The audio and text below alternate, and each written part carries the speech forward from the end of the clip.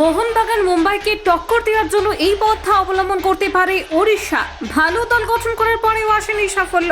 আগামী মরশুমেও শক্তিশালী দল গঠন করার ব্যাপারে ইঙ্গিত দিয়েছে ওড়িশা এফসির কর্ণধার। প্রত্যাশিত ফলাফল পাওয়ার জন্য আর কোন পন্থা অবলম্বন করতে পারে ওড়িশা এফসি? ইন্ডিয়ান সুপার লিগে মোহনবাগান সুপার জায়ান্ট ও মুম্বাই সিটি এফসি বড় বাজেটের দল গড়ার জন্য পরিচিত। দুই দলই তারকা ফুটবলারের ছড়াছড়ি। কেউই দুই দলকে গতবার কঠিন পরীক্ষার মুখে ফেলেছিল ওড়িশা এফসি।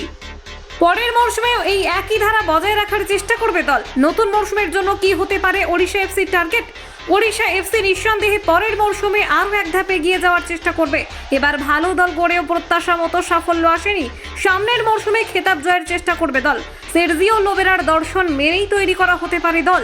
স্প্যানিয়ার্ড তার স্কোয়াডে একাধিক প্লেমেকার রাখতে পছন্দ করেন। সেই সঙ্গে বেশ কয়েকজন তরুণ ফুটবলারদের যুক্ত করে শক্তিশালী স্কোয়াড গঠনের দিকে মনোনিবেশ করতে পারে ক্লাব। কিছুদিন আগে কোচকে নিয়ে খুব জল্পনা চলেছিল।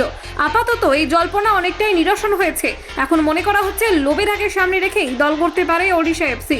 ফলত আগামী সিজনেও দর্শনীয় ফুটবলের ব্যাপারে আশা করতে পারেন ফুটবল প্রেমীরা। কলকাতা 24/7.in।